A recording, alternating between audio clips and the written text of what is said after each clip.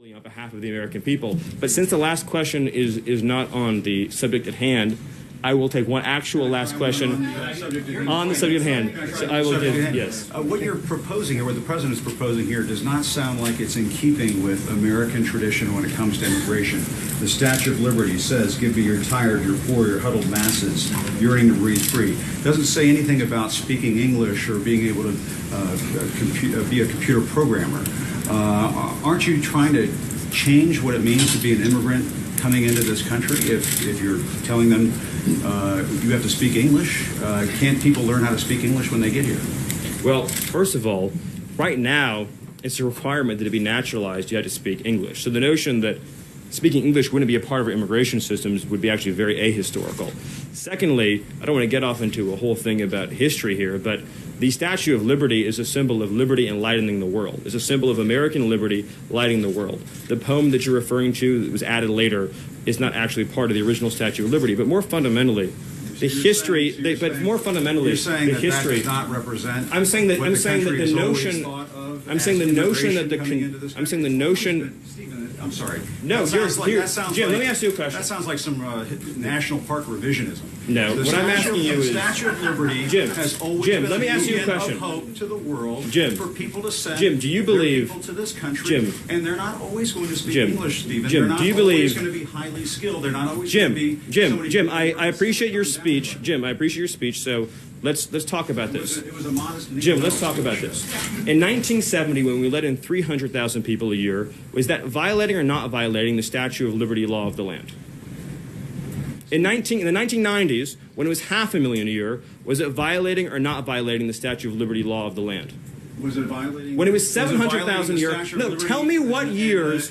Tell me what years. Tell me what years meet. Tell me what years meet Jim Acosta's definition of the Statue of Liberty poem law of the land. So you're saying 1 million a year is the Statue of Liberty number. 900,000 violates it. 800,000 violates it. You're sort of bringing a press one for English philosophy here to immigration, and that's never been what the United States has been about, Stephen. But you're also your statement's also shockingly ahistorical in another respect too, which is if you look at the history of immigration, it's actually ebbed and flowed. We've had periods of very large waves, followed by periods of less immigration and more immigration. And during we've had a period of immigration right now. The president wants to build a wall. You want to bring about a sweeping change to surely, the Jim, you don't actually think that a wall affects green card policy.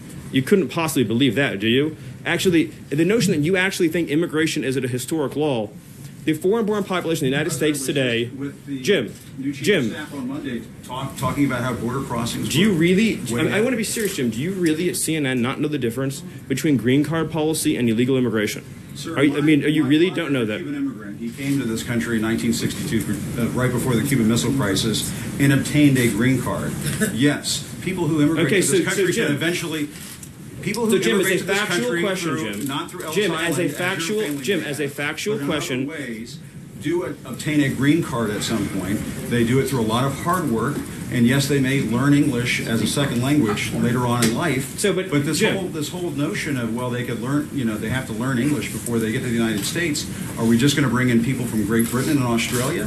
Jim, I have to honestly say, I am shocked at your statement that you think that only people from Great Britain and Australia would know English. It reveals your cosmopolitan bias to a shocking degree that in your mind, this is an amazing moment that you think only people from Great Britain or Australia would speak English is so insulting to millions of hardworking immigrants who do speak English from all over the world.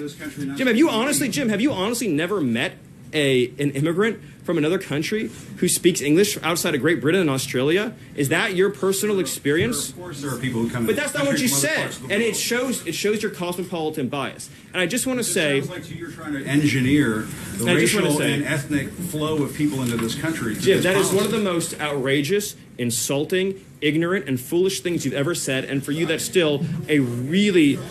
The notion that you think that this is a racist bill is so wrong and so insulting. Jim, the reality is that the foreign-born population into our country has quadrupled since 1970. That's a fact. It's been mostly driven by green card policy. Now, this bill allows for immediate nuclear family members to come into the country, much as they would today, and then it adds an additional points-based system. The people who've been hurt the most, the people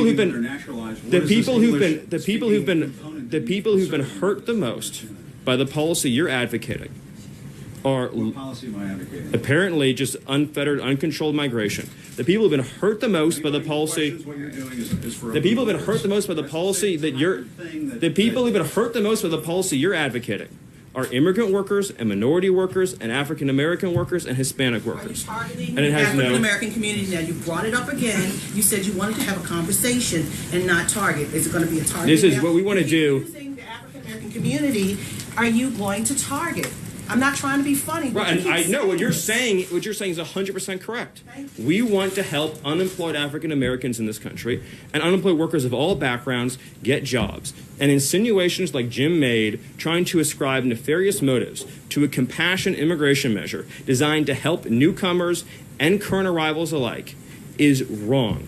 And this is a positive, optimistic proposal that says 10 years, 20 years, 30 years from now, 10 years, 20 years, 30 years from now, we want to have an immigration system that takes care of the people who are coming here and the people who are already living here by having standards, by having a real clear requirement that you be able to support yourself financially, by making sure that employers can pay a living wage. And that's the right policy for our country. And it's the president's commitment to taking care of American workers. I apologize, Jim, if things got heated, but you did make some pretty rough insinuations. So thank you. Thank you. Thank you. And I'll hand it over to Sarah. I think that went exactly as planned. I think that was what Sarah was hoping would happen.